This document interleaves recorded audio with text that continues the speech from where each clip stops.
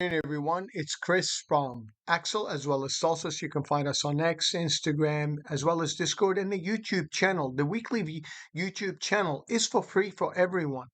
We're going to take a look at the overall market in general, as well as the market profile for the S&P as well as the Nasdaq in order to understand what is risk, what is not risk, and where to look for levels to buy and sell with no bias. You can use it on a short time frame as well as the long time frame. We'll keep it brief and short since this week I was out most week volunteering in a swim meet, so I couldn't get the video done on time on Saturday, so I'm doing it on a Saturday afternoon before the market opens up. Let's go to the first slide that I have up here. And what I did, I put the S&P E-mini, which is the micro S&P 500, and I put in the 24-hour, the market profile, where the volume profile is on the left and the time spent is on the right in the shadow. The time spent is where the value high is and the value low where the time spent is, and the point of control for the time spent is in yellow. So the point of control on the volume is in that off purplish white color. The value high on the volume is up here, the value low is on here. And we can see when we came back down in that 24-hour, this is the European as well as the Asian as well as the United States 24-hour clock on that profile, we can see when we came down to that 67 quarter, we retested the Friday's value area low and bounced off nicely to continue higher and clear the value area high, look above, then we came back to close right, just slightly underneath the prior to the Thursday's high. If there's going to be continuation on Monday as well as the overnight action on Sunday in the Asian European market, we're going to see if it's going to look up and fail or there's going to be continuation or come back in. So let's take a look at the next slide that I have up here. And what I did, I separated the overnight price action in Asia and the European market in relationship to the 9:30 East Coast New York time, the volume profile. The volume profile represent all volume in that 24 hours, but what I did, I took the overnight action by itself in relationship to the trading hours, and I show where the value high is, the value low, and the point of control. And they are in mustardy color for the volume, and the point of control is in purple. We can see we went up, cleared the Thursday high. We looked above and came back to close right on Thursday's high. Pay attention to what the market once again offers us with no bias. Let's go to the next slide. This is the S&P. Here I have the NASDAQ 100. You can see here the sentiment, if I take the high and low in relationship to the previous day, which was Thursday, and this was the Thursday high, my time spent was higher, so the sentiment is higher. When we did on Friday, the Friday's high and the Friday's low, you can see the time spent is lower, the sentiment is lower. And let's see what Monday brings to us. Let's go to the next slide. And what I did here in this slide, I put historical rate of return on the S&P 500. You can guys go do that on the S&P anyway. You can do your research and get those numbers.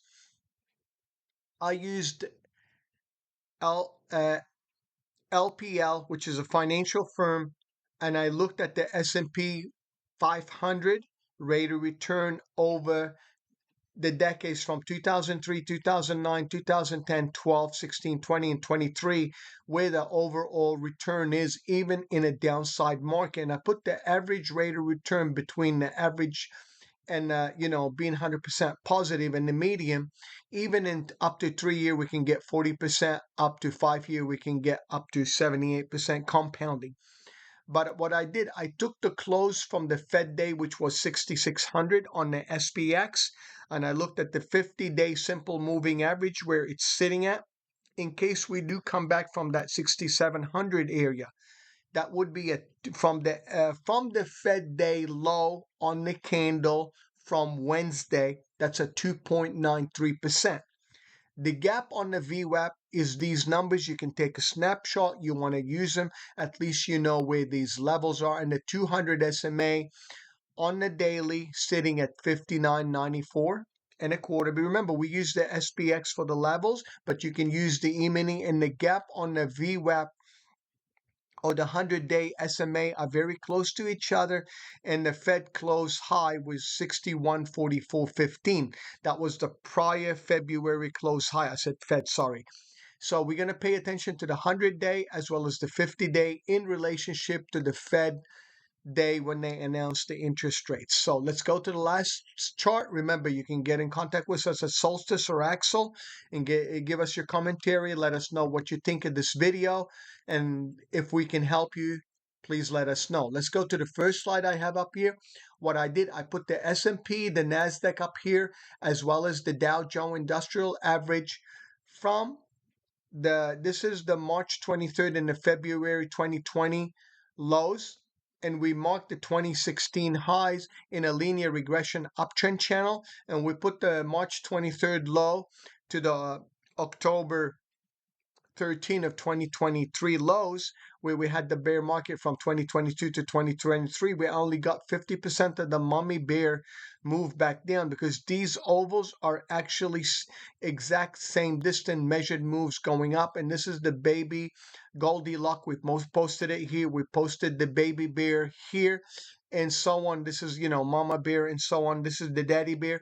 When we came back down, we came back 100% to the backside of this linear regression channel, and we bounced off it on the combination. We are reaching the upper channel from the 2016 area. Is this going to still continue to look above and fail, or are we going to come back away from that 18 SMA, at least to come back, retest a portion between the 5 simple moving average and the 18 on the combination of the S&P, NASDAQ, as well as the Dow Jones Industrial Average? So what I'm going to do is go to the E-mini S&P 500.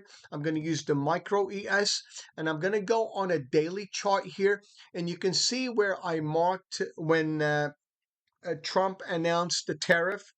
We had the dump, the reset, and these were marked in the prior videos, and I said the buyback zone is 51.45, and we rallied up on the shorter linear regression channel, and we cleared this area because this is look above, fail and retest the high and continue.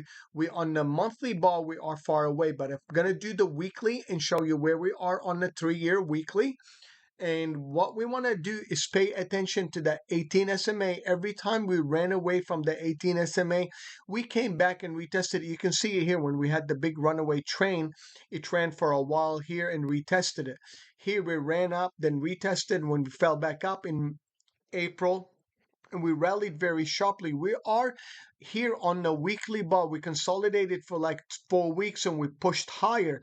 There's a little tiny gap in here on the daily chart. If I move the E-mini S&P 500 to a daily chart, what I wanted everyone to pay attention from the April low, we're going to zoom it here from the February. You can see it down here. We have this gap here. We have a secondary gap here. And we have one more coming up in this area. You can see I put this oval here. I said we may retest and fail. We retested and failed a little bit, bounced up, came back, retested the breakout, bounced up, came back, retested the breakout, and rallied up. And now we didn't. This is the Fed announcement on Wednesday for the quarter points decrease in the bond market. So we are not 100% full gap in this area. I am paying attention to the candles on the daily here, as well as the Friday's low and the Thursday's low on this candle where it opened. In case I am gonna lose the 66.68, I am paying attention to the backside of this channel, since we are away on the weekly and the daily from the 18 simple moving average. The market does not have to do what you want it to do. It can do whatever it wants. You just don't be biased and you trade what the charts offer you.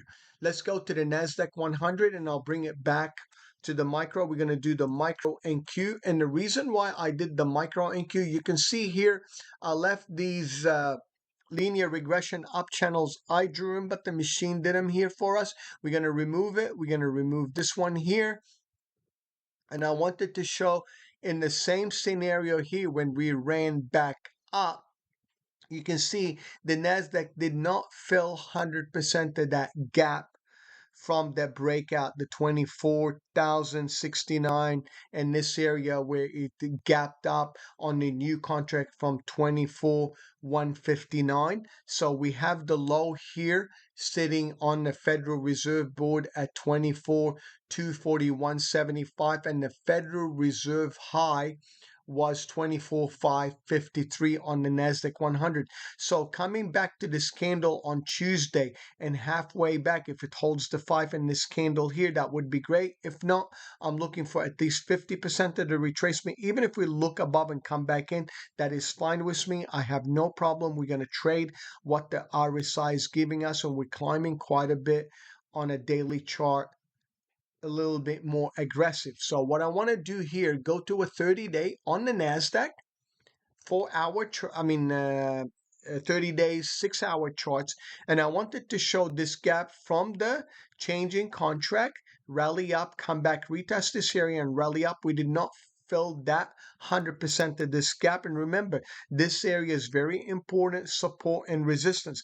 How would I look at this market when the RSI here is diverging on the 6 hours or the 4 hour where I'm having an RSI lower high while we are climbing? Even if we get back to the backside of this channel, and you can see here I got the mega A as well as the S&P sectors. We're going to pay to the Nasdaq prior days ranges from the Friday ranges, high, low, open and close, and the midpoint of it in relationship to Monday's open, where we are in the RSI, as well as the retracements of the fib, if there's going to be continuation to the upside or downside. So what I'm going to do is do the measured move on the NASDAQ, and we're going to grab this high here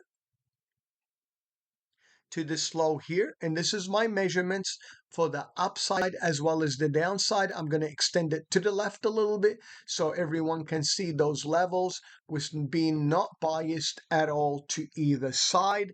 And we can see that the retracement, even coming back to this area here, that would be important if there's going to be support or not. And the 50 SMA will catch up as well as the 18, but I am paying attention between the 5 and 18. There's a midpoint in this consolidation here on the NASDAQ 100. So if I'm going to look at the monkey bars here, I'm going to go in style. We go to standard. You can see the monkey bars here. It shows me here 3 days, 30-minute. What we're going to do is put it on a 10-day, 30-minute. And what I wanted to do is show you on daily basis where the 24-hour market profile, you can see where the low is here from the Fed day and this gap here. I am paying attention to it. But if I zoom in here to the last 2 days, you can see even if I take the last day before we move anywhere else, the time spent is lower in relationship to the prior day high and low and the point of control. If I zoom in here, these numbers, they look spaghetti, but I wanted to let you know these are the numbers. This is the value high on the time spent and the value low on the time spent. But if I take the high and low, where's my midpoint here? Sentiment is lower, even if I gap up and continue or not. Let's take a look at the micro as well. ES, and we'll go back to do the measured move on the micro ES. You can see that this level was very close and we missed that high.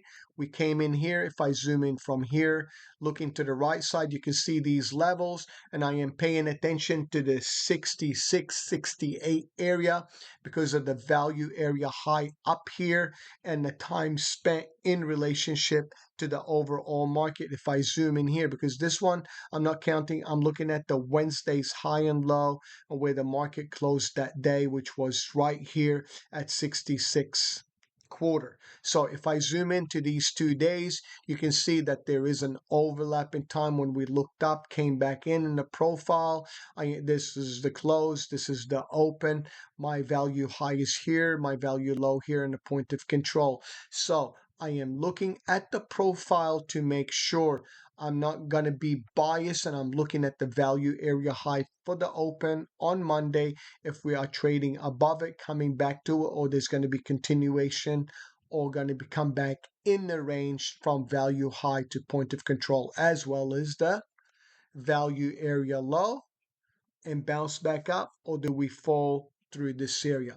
So we're going to trade what we see. Let's go next and take a look at the S&P measured move. We can see where the high is for the day and the low. We can measure it.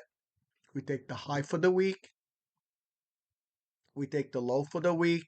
We extend it to the right, edit the property, and I can go like here, just go 8, and I can even do 801 so everyone can see what I'm doing. And you can see these leveled extensions to the right side if there's going to be movement to the upside or downside. If we end up moving to the upside, we look for the 180, 200, and vice versa, coming back down to the 20 to the 0 line. If there's going to be a breakdown, and the 50 SMA will catch up. So trade what the charts offer you. Last but not least, I want to show you the Fantastic 8. We can use the Fantastic 8 right here.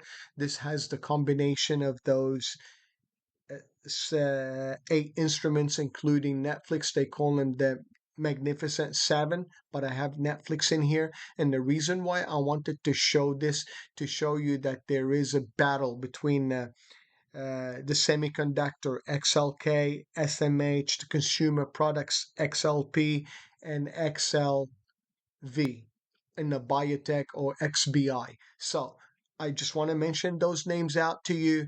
In the consumer products, we want to pay attention to the semiconductor with the consumer products as well as the biotech. There may be an opportunity in the biotech because there may be things shifting from tech sector, consumer products and staples to biotechs, and looking for safety. Okay, so this is going to be it for today.